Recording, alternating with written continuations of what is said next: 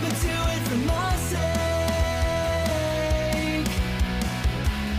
Just need the closure to spare me some heartache.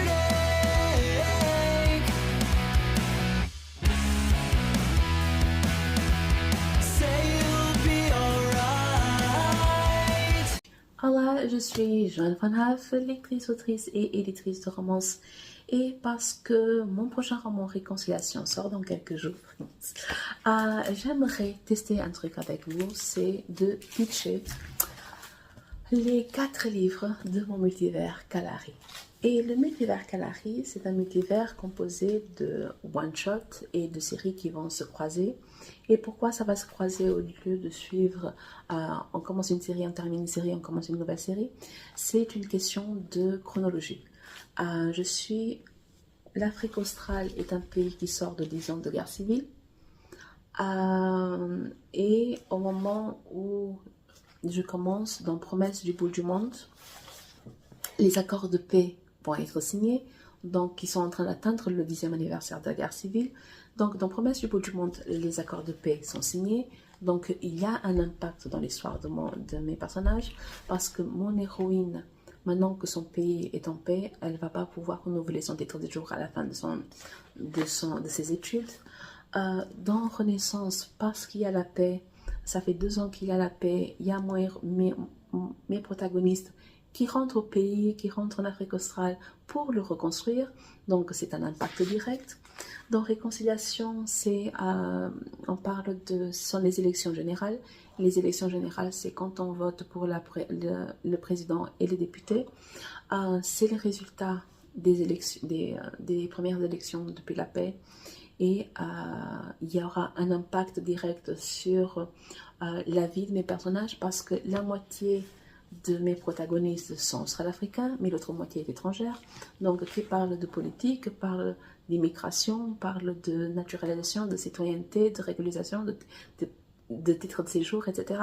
Donc, il y a une raison pour laquelle les livres se suivront la géopolitique, la chronologie et la reconstruction du pays, et pas l'inverse. Donc j'ai toutes les histoires et je vais appliquer mes histoires au contexte, parce qu'il y aura forcément un impact.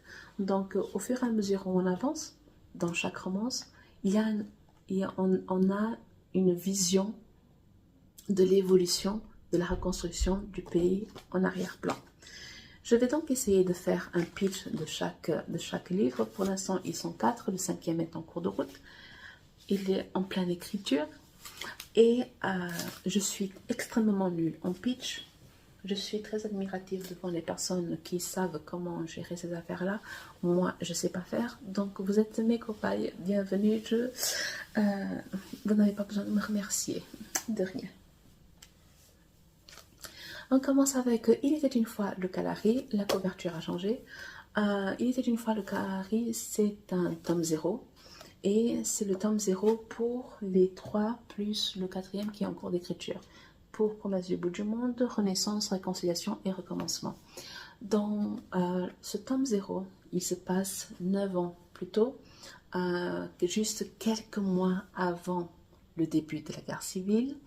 Et c'est un livre choral, c'est pas un roman, est-ce que c'est une novella? Je pourrais même pas dire. C'est une préquelle, c'est une présentation, et on fait la connaissance de mes personnages au moment où tout bascule. Parce que tout bascule au moment de la guerre civile qu'il y a les histoires que je vais raconter. Parce que s'il n'y avait pas eu la guerre civile, il n'y aurait pas les histoires que je vais raconter. Donc, on fait la connaissance de Chandra. Chandra est un journaliste tout fraîchement diplômé. Il a la double nationalité française et australo-africaine. Donc, il débarque en Afrique australe en se disant « Mais non, je vais couvrir les tensions sociales comme s'il était en Grèce. Rien ne va se passer. » Il va se trouver dans l'œil du cyclone. On rencontre aussi Abby et Lucky. Abby de Promesse du bout du monde, Lucky de Renaissance. Ce sont les 2 meilleures amies. Elles ont grandi ensemble. Elles ne se sont jamais séparées. Leurs parents travaillent tous les 4 pour le gouvernement du moment. Elles ont 13-14 ans. Elles sont collégiennes. Donc, le fait que leurs parents fassent partie du gouvernement ne va bousculer leur vie, bousculer leur vie, totalement changer parce qu'elles vont devoir déménager, changer d'école, elles vont devoir vivre dans un quartier fermé parce que tout le monde est en danger. Tout le monde n'est pas en sécurité. Elles doivent aller à l'école avec un garde du corps. C'est pénible, surtout quand on a 13-14 ans et qu'on veut juste aller au cinéma et on ne peut plus juste aller au cinéma. On rencontre aussi Rodrigo qui plus tard sera connu comme Queen. Lui, il est américain-brésilien, mais il a grandi en Afrique australe et il vient de faire 18 ans. Et comme il est américain, il a décidé de s'engager dans les Marines. Why? Why not? Donc on le suit dans les derniers jours en Afrique australe, ses adieux à ses meilleurs amis avant qu'il parte pour les États-Unis. Donc il a une idée un peu idéalisée de ce qu'il va faire dans les Marines, hein? Mais voilà. On rencontre aussi les sœurs Sabrina et Indira. Sabrina a 16 ans. Elle est lycéenne, elle est athlète, championne d'athlétisme, elle participe à des tournois, etc. Mais elle est un peu naïve sur les bords, un peu trop innocente. Donc, elle sait que quelque chose se passe, mais elle ne s'intéresse pas de près. Elle regarde, mais elle ne se mouille pas, elle ne participe pas. Elle est juste spectatrice. Et ça énerve terriblement sa sœur, sa grande sœur Indira, qui a 18 ans, qui est étudiante. Et Indira, elle participe aux manifestations pacifiques, elle participe à tout ce qui est manifestation, tout ce qui est revendication, du genre elle est là, du genre oui on veut moins de corruption, plus de démocratie, etc. etc. Et Indira, on veut à Sabrina que Sabrina soit toujours assise sur le mur. Et Sabrina est doublement assise sur le mur. Assise sur le mur parce qu'elle est juste spectatrice de ce qui est en train d'arriver, et assise sur le mur parce que elle est réellement assise sur le mur. Elle escalade le mur de la maison. Elle regarde ce qui se passe dans le voisinage. Littéralement. Et ça frustre Indira d'une façon. Et enfin, on a John. John, il a 20 ans. On ne sait pas qui il est, ce qu'il fait, pourquoi il fait. Mais c'est le premier amour d'Indira. Et c'est parce que c'est le premier amour d'Indira qui va arriver des choses. Voilà.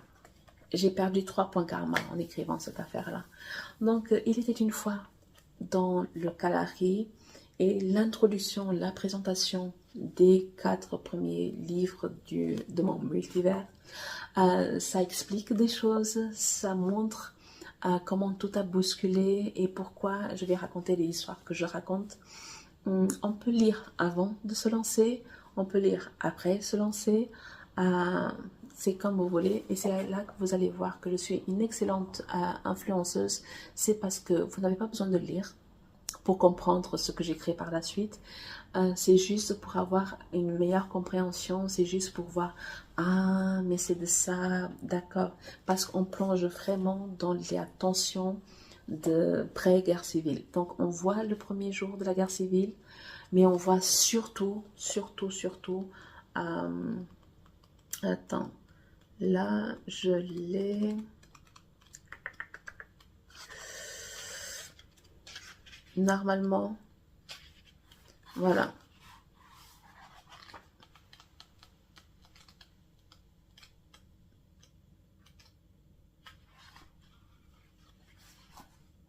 Normalement, il y a ça pour les jours qui suivent. Donc, pas grand-chose.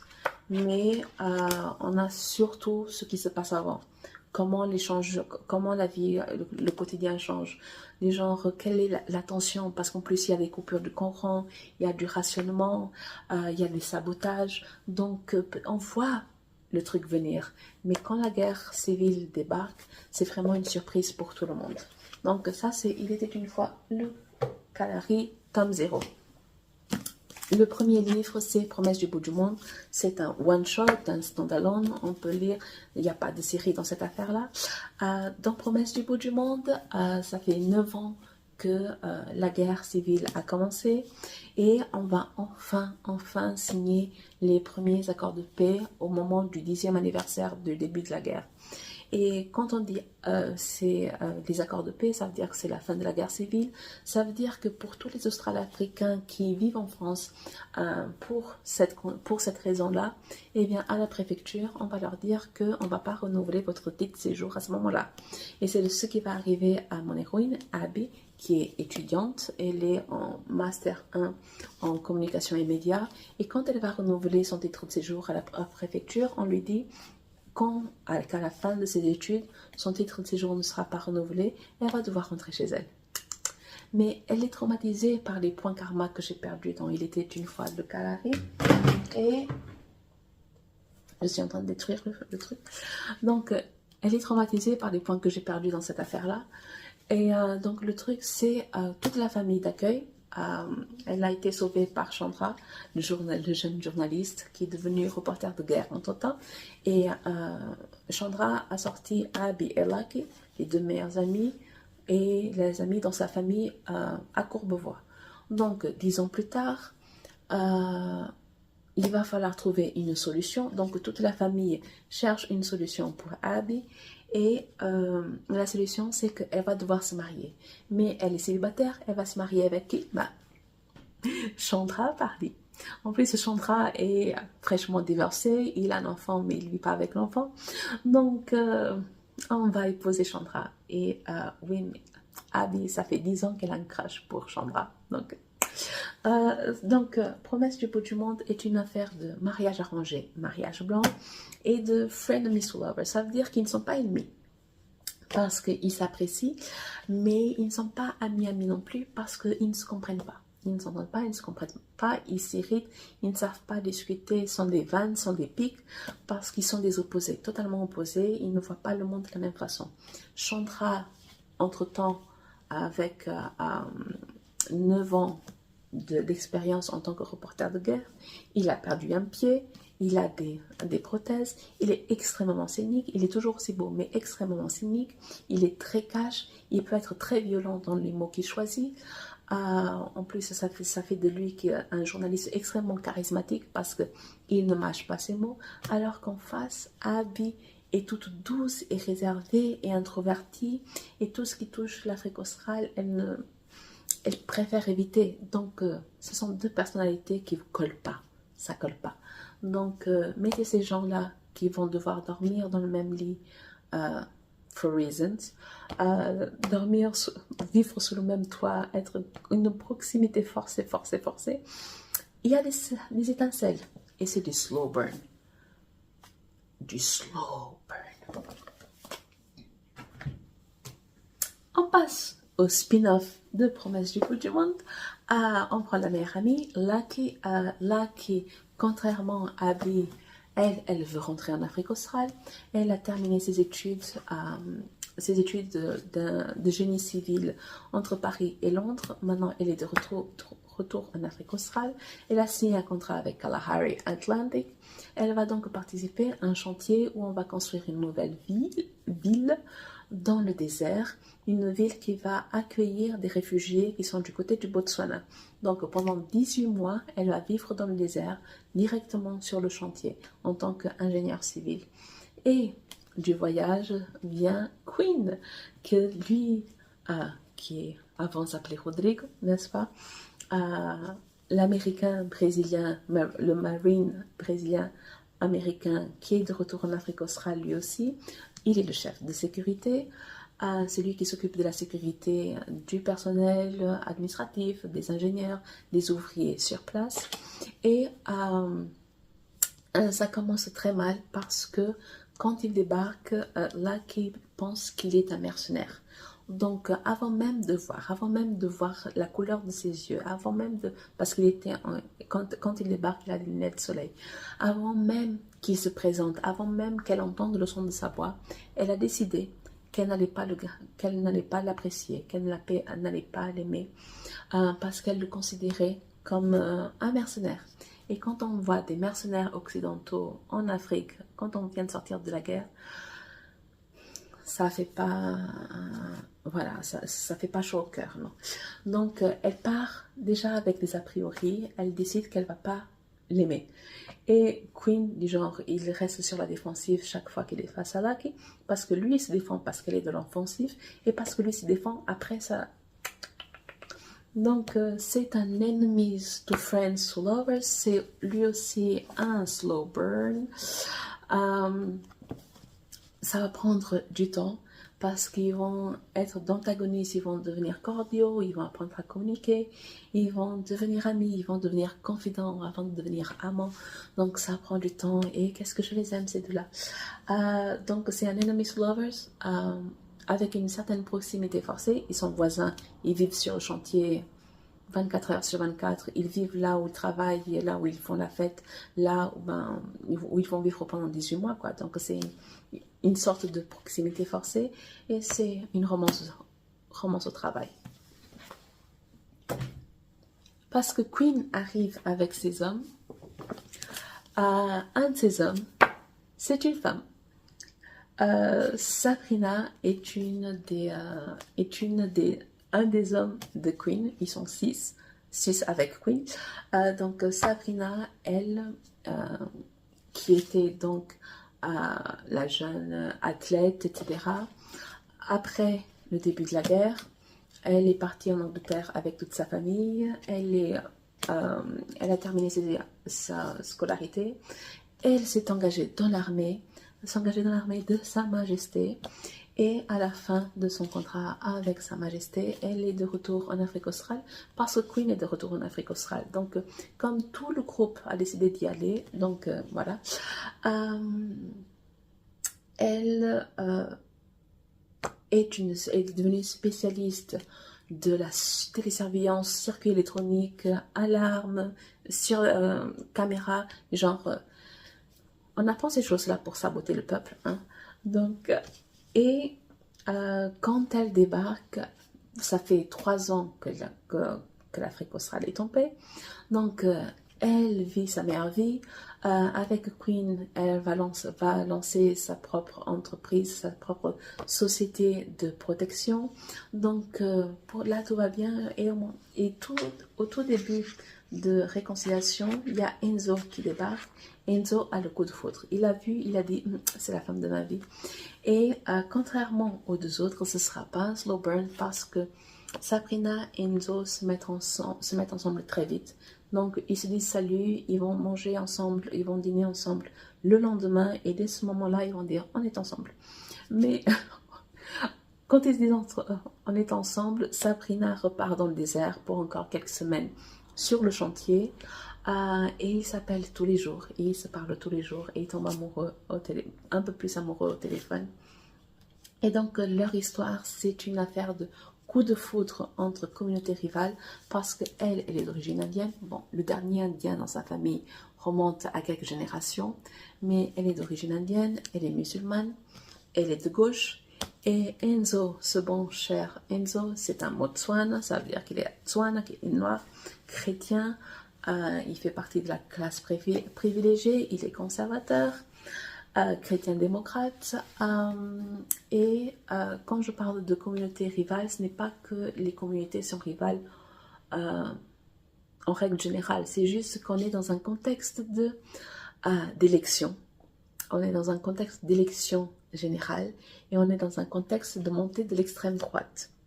Dans un contexte d'une montée de parti d'un message où on ne veut plus de binationalité alors que Sabrina est binationale, où on veut mettre en avant la chrétienté alors qu'elle est musulmane, où c'est le Botswana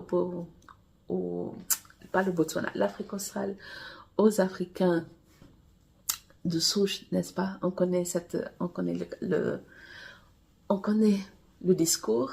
Donc, elle est tout ce que... pourquoi on ne vote... Genre, elle est tout le contraire du message qui est en train de gagner les esprits. Donc, on a un coup de foudre dans un contexte géopolitique assez particulier. Mais contrairement aux autres, c'est un fast burn. Ça va très vite.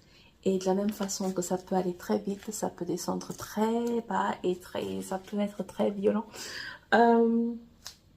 Donc, parce que ils se le disent, hein, ils se disent, ils ont des secrets. Donc, ils se mettent ensemble très vite, mais ils sont conscients tous les deux qu'il y a des choses qui ne se disent pas, et ils le disent. Du genre, ils disent clairement, écoute, j'ai quelque chose à te dire, je n'ai pas le courage de te le dire, mais ça peut te changer, etc. Et l'autre essaye de se dire, essaye de croire que le secret de l'autre n'est pas pire que le sien. Donc il dit, mais non, je serai là. Bonne chance avec ça. Donc, on a un coup de foudre dans des communautés rivales avec une identité secrète parce que, oui, c'est l'identité qui va faire tout basculer. Voilà. Je crois que je me suis mieux sortie avec Promesse du bout du monde et Renaissance qu'avec Réconciliation. Mais je connais les autres depuis plus longtemps. Anyway. Réconciliation sort dans quelques jours et j'ai tellement ri. Les gens, tous ces post-it, j'ai ri. Et à un moment, j'ai versé une larme ou deux, évidemment, mais j'ai ri. Et ils sont mignons. Et Enzo, il est snob. Il est tellement snob. Mais juste pour l'anecdote, son snob à lui, il est calqué de mon snob à moi. Donc quand vous direz, ah mais non, mais oui, lui c'est moi, sa snobberie c'est la mienne. Quand vous verrez, non mais moi je mange pas dans la rue, c'est Joanne. C'est moi. Donc, Réconciliation, c'est une histoire de coup de foudre entre communautés rivales en pleine euphorie des élections générales et la montée de l'extrême droite. Parce que, oui, c'est sexy. Écoutez, j'avais pas prévu l'actualité française, mondiale. Quand j'ai écrit, j'ai terminé l'écriture de ce roman en 2020. J'avais pas prévu. Ça s'appelle Réconciliation pour une raison.